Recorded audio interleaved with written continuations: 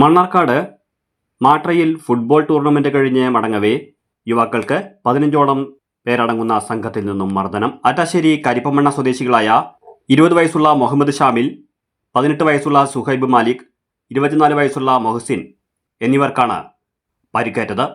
മാട്രയിൽ നടന്ന football tournament കണ്ട് മടങ്ങവേ ഇവരെ പിന്തുടർന്ന 15ഓളം വരുന്ന സംഘം 55 മൈൽ വെജിറ്റേറിയൻ ഹോട്ടലിന് സമീപത്ത് വെച്ച് മർദ്ദിക്കുകയായിരുന്നുവെന്ന് ഇവർ പറയുന്നു. മാരകായുധങ്ങളുമായാണ് മർദ്ദിച്ചത്. കളിന് വരുന്നു മറ്റേ കരിങ്കല്ല് കാണിക്കുന്നത് ഒരു അണ്ണ തൊടിക്കുന്ന ഞങ്ങളെ പിന്തുടർന്ന് ഭീമനാട് റോഡ് വരെ ഞങ്ങൾ വടിയെടുത്ത് ആക്രമിക്കുകയും മർദ്ദിക്കുകയും ചെയ്തു.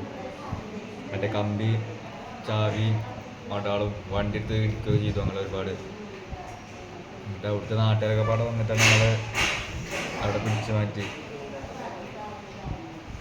സംഭവിക്കാൻ എന്താ കാരണം?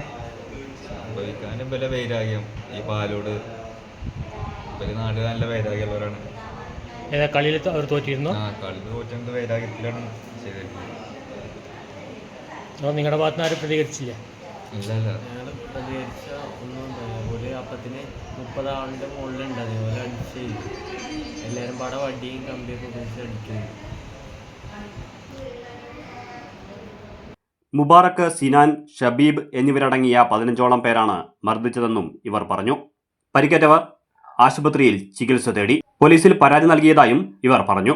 കളി കഴിഞ്ഞ് തിരിച്ചു വരുമ്പോൾ ഇവരെ അണ്ണാന്തൊടിയെന്ന് വെച്ച് അവരെ പുറകിൽ 10-15ഓളം വരുന്ന ആളുകൾ ഇവരെ ആക്രമിക്കാൻ വരികയും തുടർന്ന് 55 വെജിറ്റേറിയൻ ഹോട്ടൽ വരെ ഇവിടെ പിന്തുടർന്ന് ആക്രമിക്കുകയും മാരകമായ കമ്പിപ്പാര, വടി മുതലായവ കൊണ്ട് ഇവരെ മർദ്ദിച്ച് വളരെയധികം കൊല്ലാൻ ശ്രമിക്കുകയും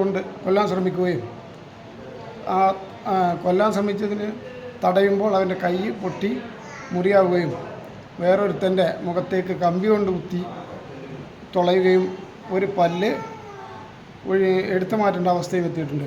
വേറൊരുത്തൻ്റെ കയ്യിന് പ്ലാസ്റ്റർ ഇട്ടുണ്ട്.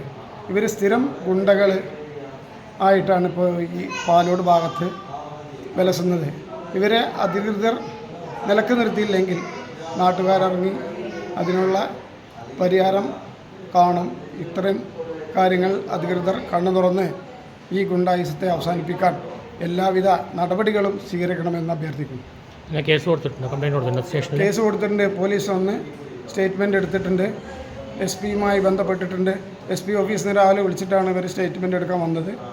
സ്റ്റേറ്റ്മെൻറ്റ് എടുക്കാൻ വന്ന സാറോട് എല്ലാ വിവരങ്ങളും പറഞ്ഞിട്ടുണ്ട്. അവർ നിയമപരമായി എല്ലാ സാധ്യമൊന്നും എല്ലാം ചെയ്യാമെന്നും പറഞ്ഞിട്ടുണ്ട്.